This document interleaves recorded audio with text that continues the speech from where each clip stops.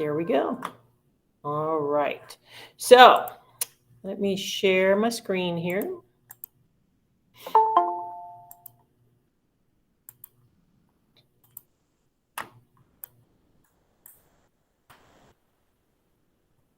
All right. So again, thank you all for being here. My name is Peggy Mitchell. I work here in Round Rock ISD. I was a teacher for over 20 years, and now I work in career and technical education. And career and technical education is part of the future readiness department. So you might have seen different things in the messaging. So we're just all one big group and family. And so we really appreciate you being here. Let's jump in. So I don't know that we have any students on the call tonight, but even if we don't, adults, have this conversation with your students at some point about how you got to where you are. You know, how did you end up in your current job or career? Who was the biggest influence in making, helping you make that decision regarding your job or career? And is there something you wish you knew when you were a student that could have helped you make a different decision or a better decision for you, or whatever your need might be? And as you have that conversation with your young folks, I think you'll probably come up with different things, right?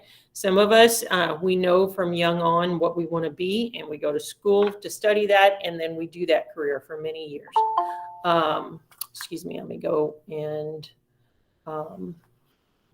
let those folks in the meeting. Sometimes we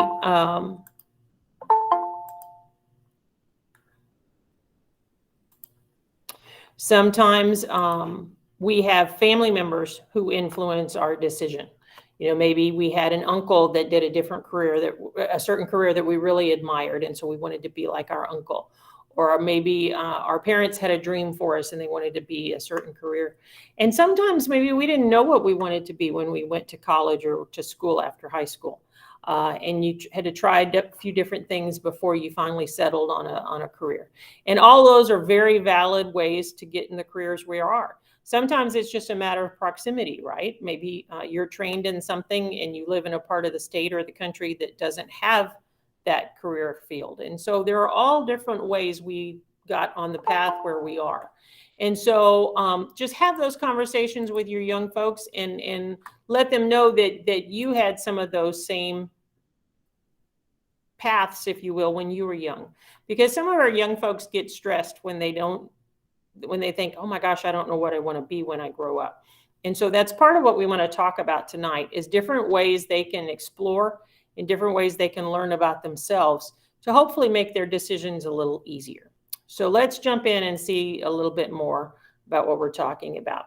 So some young folks get stressed again because they think, well, you want me to pick what I want to do after high school now? Maybe I'm 13, maybe I'm 8, maybe I'm even 16. And that's not it at all. Our hope is that students will try many of the classes we have available to them to start learning more about courses while they're here. So we'll look at a list of those courses if you're not familiar with it by the end of tonight. And you'll get an idea of what types of courses we offer in Round Rock ISD that would allow a student to start exploring different career fields. They can even learn more details about the job or the career. So for example, maybe they know they want to do something in healthcare. And most of us, especially as young people, know about nurses and doctors. But maybe we don't know about different types of X-ray technicians or biomedical scientists that can study diseases and so forth. So after our students have gone through high school and taken 3 or 4 of our courses, they have a better feel for what's involved in that career field and what's available to them in that career field. Another thing is, after they've studied or gone through some of our courses and find out what they enjoy and perhaps even what they don't enjoy, it might help them know what type of school they need after high school. You know, my family was a good example. I knew from little on that I wanted to be a teacher. So I knew that required a 4-year degree for me to become a teacher. But I have 2 brothers. One wanted to be an electrician and one wanted to be a carpenter. And even though a 4-year degree is always a good tool to have, they would have needed more schooling or an apprenticeship to be able to become journeymen in those areas. So an apprenticeship was a better fit for them. So if we can help your student figure some of those things out while they're in high school, that'll save them time and money and frustration after they leave us. And finally, one thing that kind of happens throughout all of our courses is we talk through that need to become an adaptive learner, right? Those of us that are adults on the call, I'm sure your job is very different today than it was when you started working. I know mine is. After over 30 years, that even though I'm still an educator, many of the tools that we use are very different. And we, all of us, have to be open to that mindset so that we can continue in our job field. So our goal is so that after high school, students will know what they do like, and they'll know what they don't like. You know, if we have a student who right now thinks they want to be an engineer, and they try 4 of our engineering courses, and they go, oh my gosh, I love that. That's exactly what I thought. And I want to be, and maybe they know what kind of engineer they want to be. They know what they want to specialize in. But maybe they tried something and they go, oh, you know, that's not what I thought. I don't want to do that after all. You know, that happened to me in college, to some of my classmates. When we were juniors in college, we were all studying to be teachers. And as juniors, we got to go out and start working in the schools.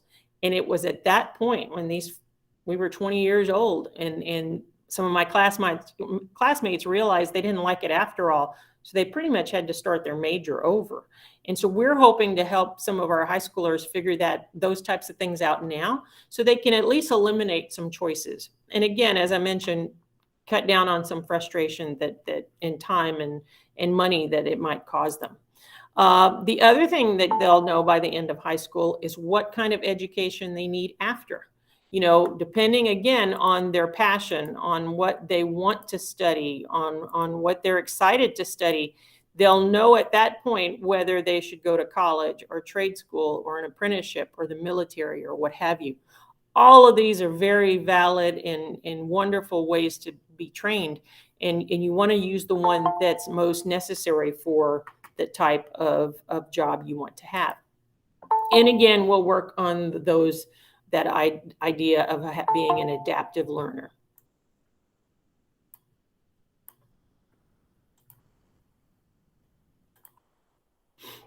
All right.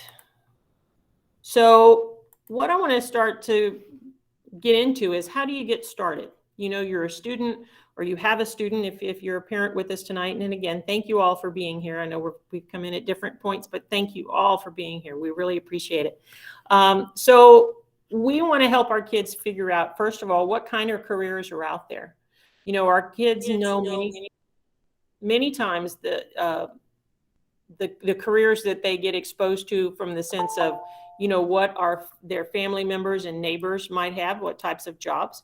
But they just know the types of careers for most case that they are around immediately.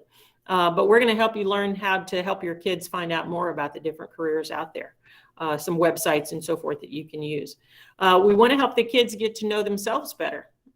Just like us, our kids grow and change as they learn more, and whether that's academically or about different careers that are out there, or even as they learn about themselves, they go, wow, I want to try that. And so we'll show you some places where they can do that as well.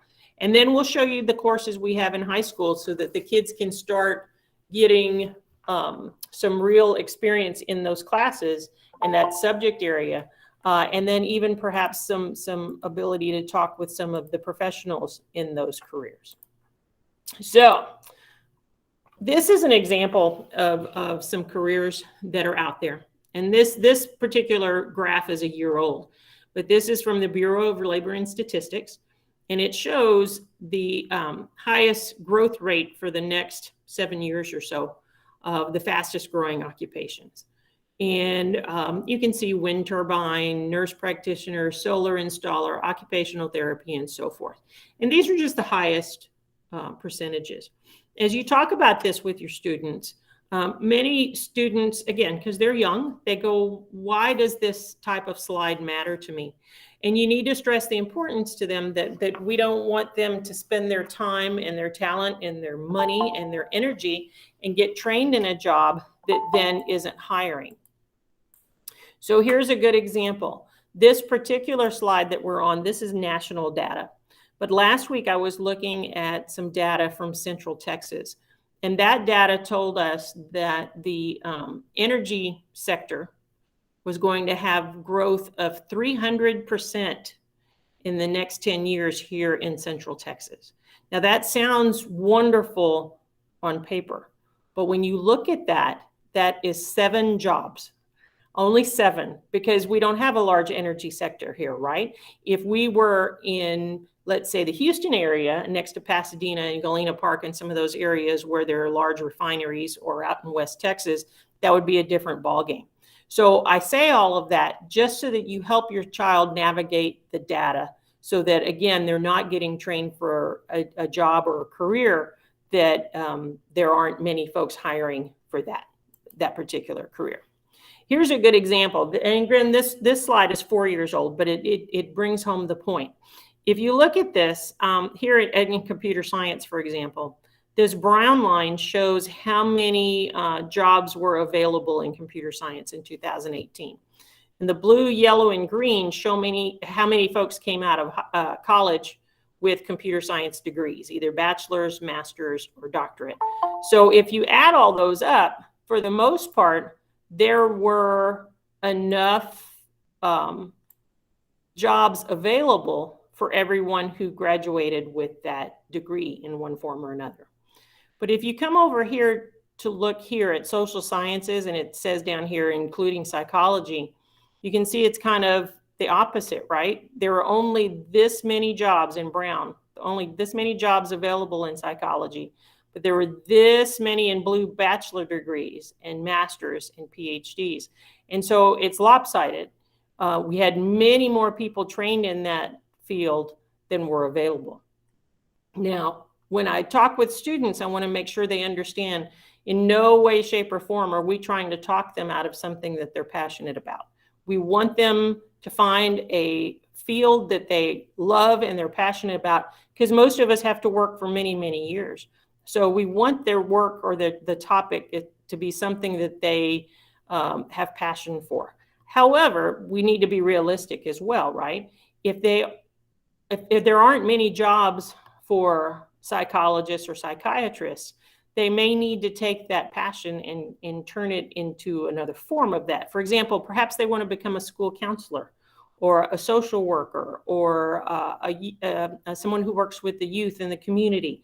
All those types of things that perhaps could still use those skills that they enjoyed from psychology, but wouldn't be just restricted to that one job.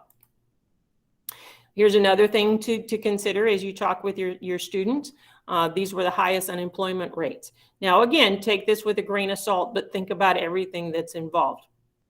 So, for example, down here at mass media, we all know that online news is beginning to be is much, I don't know if more prevalent, but let's just say there are fewer newspapers and magazines than there were in the past, right? More things are going online rather than in print. Up here at the top, petroleum engineering. Again, that is not to say we don't need petroleum engineers. We do. But again, that unemployment rate for petroleum engineering is going to be very different here in Central Texas than it would in the Houston area. It would be very different in Nebraska than it would be in the Houston area, and so forth. So those are just important conversations to have with your kids. Here's an important one. And again, we do not want to squelch somebody's dreams by any means, but there are some realities, right? Many of our kids are great at athletics, they're great at music and so forth, but the odds are just not there that they'll all become professionals in those areas. I love basketball. Many nights when I'm not working, I'm watching basketball at home. And I used to play it when I was a young person, but I didn't have the talent to make a living at that as a player. But if that was my passion, there are other things I could still do with basketball. I could be a coach. I could be a trainer. I could run an event center where basketball is played. I could be an announcer, a statistician, all different types of things associated with basketball. A good example is one of my colleagues here at the office. Her son is grown. He has a degree in business, and he just finished his master's in marketing. He is working for the Milwaukee Bucks. And if you're not familiar, that's an NBA team that last year won the world championship. And so he's working in a field he's passionate about, but he's working in the marketing department for the team. And so it's still a way to follow your passion, but just in another form. So again, trying to have that, that fine line conversation with our kids, right? We want them to be excited about what they do and passionate, but we just also want them to be realistic. And just in case they're not that kid who can play on the court or sing on the stage, what other things can they do in that field? So jobs are changing, as we said, many, many times. Over the years, I started teaching 35 years ago, and I taught computer science. And I was trying to count a while ago if I've taught 6 or 7 different programming languages, because of course things kept changing over the years. And the point being that if we don't keep up with the changes, sometimes we get left behind. So talking with our children about being a lifelong learner is very important. Just knowing that that's going to be part of the necessity as they move forward.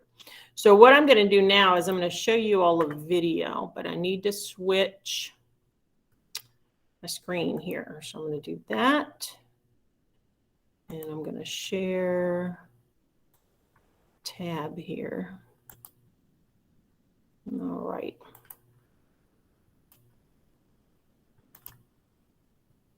All right, so watch this video for a minute, and then we'll talk about it. 4 years ago, we started to wonder, what would shopping look like if you could walk into a store, grab what you want, and just go? What if we could weave the most advanced machine learning, computer vision, and AI into the very fabric of a store, so you never have to wait in line? No lines, no checkouts, no registers.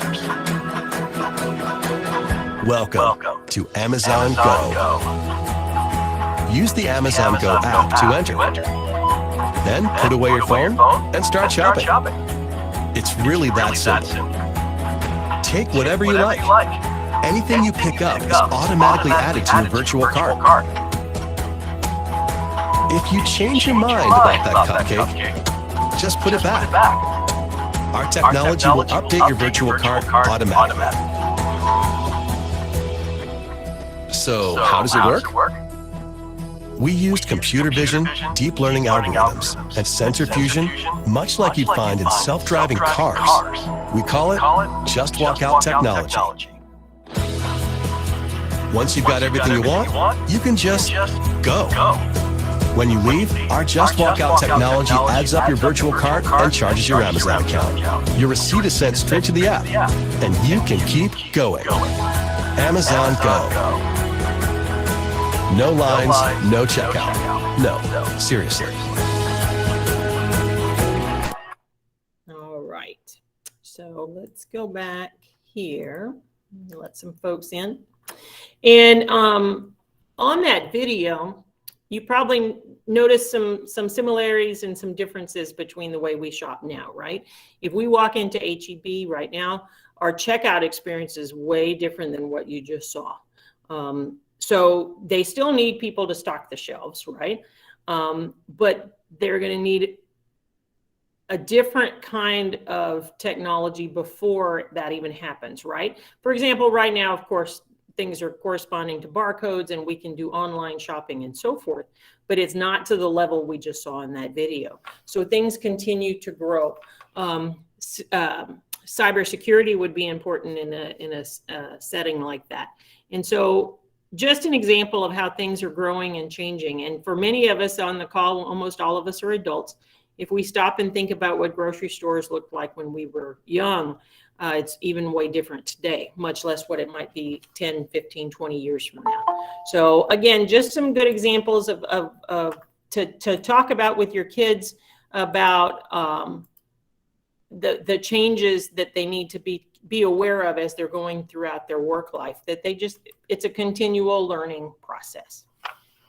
So we've talked a little bit about careers and how to see which jobs are popular and what's being hired, which types of jobs and positions, right? And we talked about the idea of lifelong learning and the idea of the more we explore now, or our students do before they leave high school, the better prepared they are to hopefully hone down their choices of what they might want to do for a living, and therefore know what kind of education they might want to or need to have. So one of the things we're going to do now is switch gears a little bit, where we're talking more about your individual student and how they can start to learn more about themselves and the life they're about to go into. And again, more about colleges and careers. So I'm going to take you to this site here in just a minute. And this is a site from the Texas Workforce Commission. And it's one of my favorite sites. You're going to see a great wealth of information here that's very easy to use. It's completely free. There is no login needed or anything. The only thing I will caution you out on is it doesn't give you the chance on most of their pages to save things. But it does give you the chance to print things. So if there's something you want to keep for future reference, just make sure you print if at all possible, even if you're printing to a PDF and you're saving it that way. So we are going to go to this site. And when we go here, we are going to click here to explore your bright future. And what pops up, oh, I apologize, one more step, K through 12 students and their parents. And what pops up is this wonderful wheel of different tasks and possibilities you can go through. I'm sorry, was there a question? I'm so sorry. Did I forget to share again? Golly, guys, I am so sorry. Thank you for saying something. Please forgive me. I will back up. Okay, this is the website we're going to.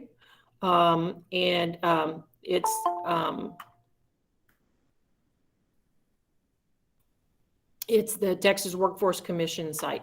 And again, my apologies for forgetting to share again. You click here on click to explore your bright future. Then you click on K through 12. And this is the wheel of choices that you get. And again, these are all free. No, there's no login needed, nothing. And you can use these over and over again. And I highly encourage my students to do that.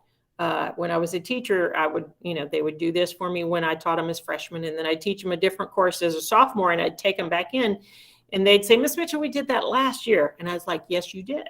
But we all grow and change as we learn more and more, right? So you need to come back and visit again. And you'll see why here in just a second. So one of the first ones I want to take you to is this one called Texas Reality Check. It's one of my most favorite. It's a great conversation starter for you and your kids. And let me show you why. If you go into Texas Reality Check, it will take you to a lifestyle calculator. And what it's going to ask you to do is to pick a city and different things. And so I always told students, and you can choose, all right, either pick when you're 18 and out of high school, or my favorite, and what I did most of the time, is pick when you're 22 and you're done with college or trade school or your apprenticeship, whatever that might be. So let's imagine you're 22 and you're ready to go out into the world. So where do you want to live? So let's suppose we want to live in Austin. Okay. So you want to live in Austin. Do you want to live at home? Most of you are shaking your head. I can see it even on when your screens aren't on. Do you want to live at home? Do you want to live in a studio apartment, a one-bedroom apartment, a two-bedroom apartment, or a house? And they pick.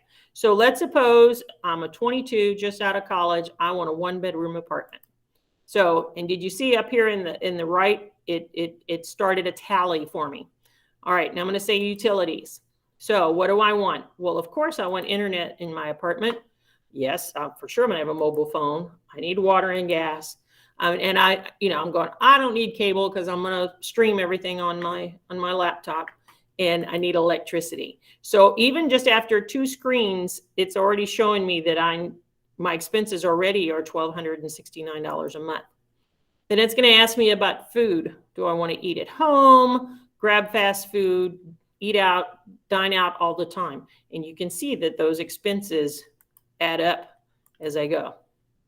Transportation, am I going to ride a bike, a bus, a used car, a basic car, an average car, or a luxury car? And so what will happen is kids will come through and they'll do their first guess. And many times they'll pick the top of the line all the way down just for fun, right? And then they'll see in a minute what this adds up to, and they'll come back and do something a little more conservative. But anyway, so now what kind of clothes do you want, and so forth. So work clothes, and well, sure, I need some basics too, and so forth. And so you can keep going through, and what'll happen is it'll keep adding here. And notice it does health insurance and so forth. I won't take you through the whole thing, but I finished one earlier. And you can see here that it asks them everything: healthcare, personal care, entertainment, student loan debt, family savings, and so forth. And what it shows them is what they need to make in a year to support the lifestyle they chose. And then they can even go in here and click on what careers or occupations they could have in the Austin area that would make them that much money. And they could even go a step further, and it would tell them what education they would need to get those careers. So this is an amazing site. And this was one of the first ones on the wheel that we looked at. It was this one called Texas Reality Check. It's a great conversation starter. Partly, again, they're kids, right? They've never paid bills for the most part like we do. So they don't realize how many different things we have to pay for as adults. So it's a great way for them to start learning those pieces and what some of those might cost, and what kind of choices we make, had to make when we were younger and all starting out. So a great piece of the puzzle. Another one I want to show you is actually this one before, and this is a self-assessment. And this is great for our kids to take. This is great for adults to take periodically. And basically, like it says there, it's an interest profiler. Excuse me. And it's going to ask you different questions. How much on a scale of strongly dislike to strongly like would you like to build kitchen cabinets? Well, I wouldn't like it a lot, but I wouldn't hate it. Okay. Lay brick. Yeah, that's not me. Develop a new medicine. That sounds pretty good. Study ways to reduce water pollution. That's not my thing. Although I hope somebody's thing. It's not particularly me. Write plays or books. Absolutely. So you get 60 of these very short questions. I mean, it's very quick and easy to do. Would I like to play a musical instrument? Oh yeah, I'd like to do that, and so forth. So again, I did one of these earlier to kind of save us some time. And what happens when you get the results is the first section you get is it tells you what kind of learner and worker you might be, and it corresponds to different occupations. So for example, mine, on the way I answered, most of mine were conventional. And so it says absolutely correctly here that I like procedures and routines. So if I click more, it would show me what kind of careers are associated with, somebody who has more of a conventional outlook or likes, like it says, working with procedures and routines. On the other hand, I also have a strong artistic and a strong social leaning, if you will. So it would tell me which careers tie to that. But that's just if I look on the personality traits. Down below, though, it does give me a list of occupations that I might want to consider. Now, it tells me over here which are the best fit based on my answers, which are great fit, which are, well, these are all still great. The next page would show us good. And you can start to see which of these have a pretty good salary, which ones don't have as good of a salary, which ones have a large number of openings in Texas, and that type of thing. Okay. So just by taking this self-assessment, you can have your students go through and see what they might enjoy working with and what they might not enjoy working with. And it'll start to help them narrow down some occupations so that they can go start to explore. One thing too that's important as you're working, especially with our younger kids on this, they may not see the connection with a career and wonder why in the world that was suggested to them.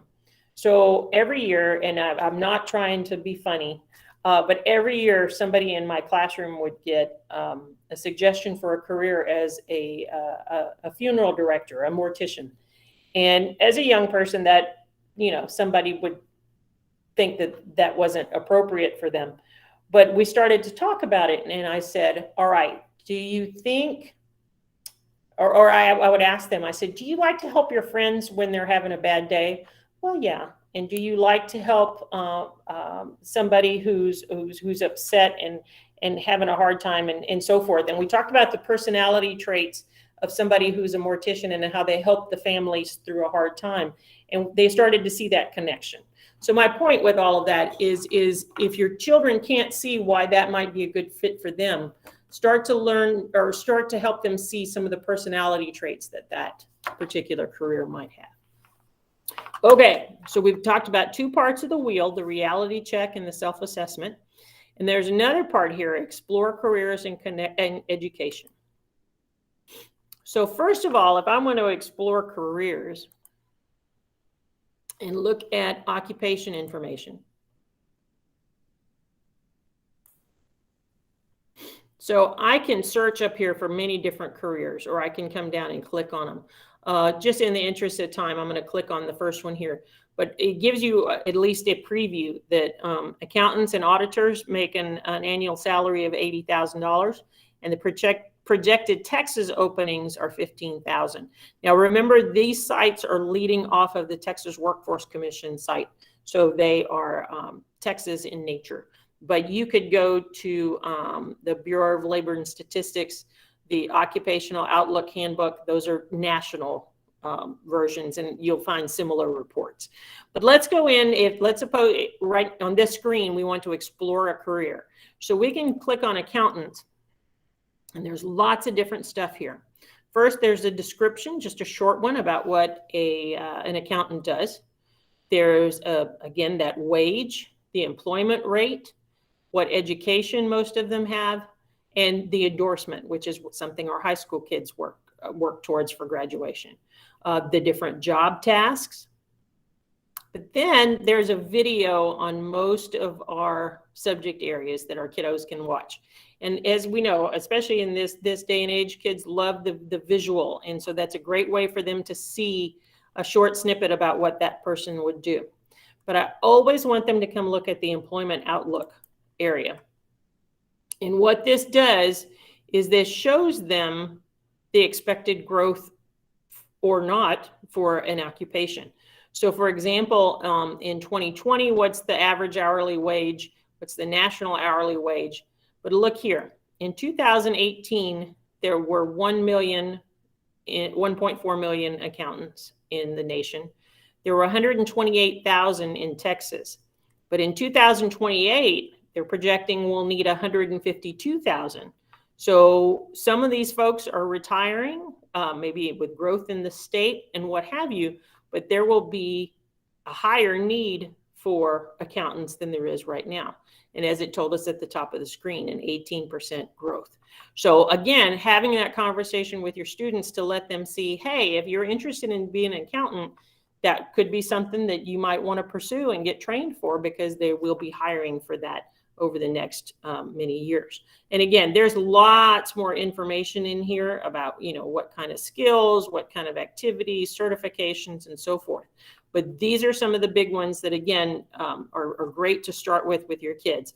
What's the outlook look like? And then let them see a video of what an accountant does. Okay. So then the other thing, and I'm back in the careers and education. We want to look at explore education. And again, you can go directly to a school, or you can compare some schools, any way you want to do it. Look at a certain field of study. But I like to do compare schools with our kids. So let's suppose here that I want to compare University of Houston. You probably need to spell that correctly, huh? Sorry about that. I'm going to do that, and that put it right here. And I want to compare that to Baylor. All right. So now if you see here, I have University of Houston and I have Baylor. If I compare schools, it will go find my screen. Thank you. If I hit compare schools, it'll give me a short description, when each started and so forth. Whether, in this case, this is a state public school. This is a private school that's related to a religion, the location, and then I can go click and look at each of the individual schools if I want. But what I love about this table is it will show me a side-by-side comparison where that's possible. So for example, when's the application deadline? When's the application, or how much is the application fee? Many of our students don't realize there's an application fee for some of the schools. So it's important for them to understand that early on so that they can save if that's necessary and so forth. Transcripts and that type of thing. How much is tuition? How much is room and board? How much are fees? All those types of things, and they can compare them. Here they can compare the different demographics of the students and the SAT scores of the students at the different schools. Okay. They can see the different athletics that are available at each school. They can see the, and I apologize, here are the demographics down here below. They can see the number of students on each campus. You know, U of H already is almost at 40,000, where Baylor is at 14,000. Okay. Same thing with total when you look at the advanced degrees as well. So this is a great way for them to start looking at what's available at the different campuses. If we click on a campus, again, we get some of those same things, and now we can look specifically at one campus. All right. Now I want to leave some time for question and answer, so we won't go farther into this circle just right now. But there are all of these other things available to you. And again, all of this is free with the Texas Workforce Commission. All right. So we went through the wheel. We talked about reality check. We talked about the self-assessment, the careers, and the education. So again, now we're at the point we talked about careers and how to go look at what careers are popular and have folks hiring for those. We talked about learning about our students, the students learning more about themselves and exploring and learning about careers. And so what can they do in high school? So for those of you who have students in 8th grade and above, you've probably seen this or something similar. But if you haven't, if you look at our Academy brochure, and we'll click here, our Academy brochure shows you all the different courses that we have where students can explore careers. So for example, if we have a student that's interested in business, they could take 4 of these courses. If they're interested in construction, journalism, video production, and so forth. And this is just the page for Cedar Ridge. We have similar courses at McNeil, at Round Rock, and so forth. If you're interested in law enforcement, you could try these courses. And so by the end of those 4 courses, again, a student is going to have a better idea of if they want to go on into an academy, for example, a law academy, and continue to become a police officer, or continue to become to college to become a lawyer, and those types of things. We've got tons of things for kids to choose from. In just career and technical education, we have over 120 courses. So there's tons of things that kids can try. And we kind of call it, you know, trying on. Some parents get concerned. They feel like we're asking their children to pick their major in high school when they're 14. And by no means do we want to put that pressure on your kids or on you.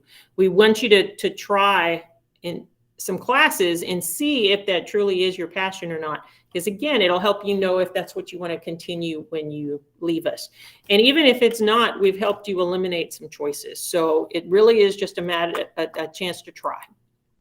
So again, why did we want to talk about careers now? So that you can try a variety of courses in high school. You can learn more details or options about the career, what's available. It'll help you know what type of school you want to study or need to go to after high school. And it helps you learn that you need to be a lifelong learner because our careers are going to change as we go through. So Our goal for our kiddos is to learn as much as they can about careers and about their own personalities before they leave us, so that they can make the best decisions about their future. We ask that our students not be afraid to ask questions. That can make a huge difference in getting them the help they need or things answered. So again, to save them time and money and frustration.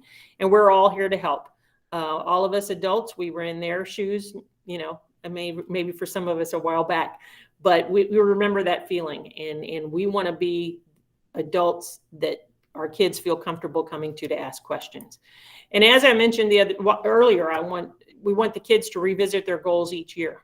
As their likes and dislikes change, as they learn more about themselves and about the world around them, their ideas and their thoughts are going to change. And so we want them to revisit that, for example, that self-assessment, to see if they have some new careers that might be being suggested for them.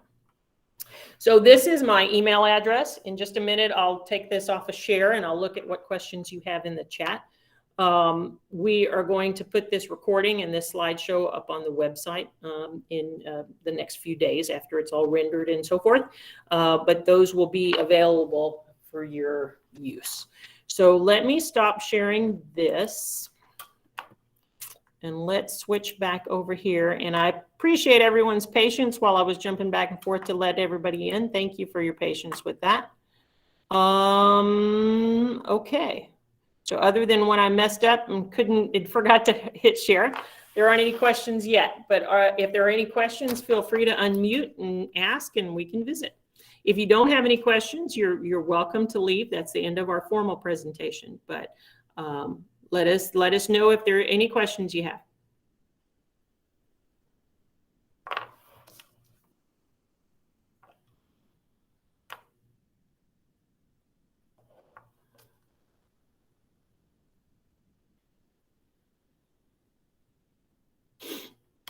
So the slides, there's a slide, excuse me, there's a question asking if we're going to send the slideshow.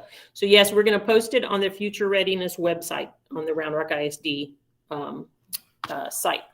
And that TWC website, yes, let me get that link for you. That's the link for the Workforce Commission website. Okay. And when you go to that, remember, click on My Bright Future, and then K through 12, and then you'll see that wheel of choices that we had.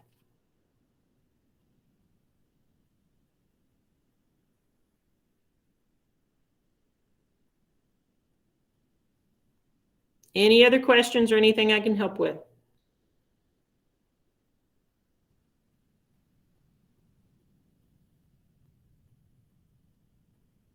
Thank you all so much for coming, and we really appreciate it. As you have anything that you need, please let us know. We're here to help, and we look forward to working with you in the future. Everybody have a great night. Good night. Thank you. Thank you. Good night.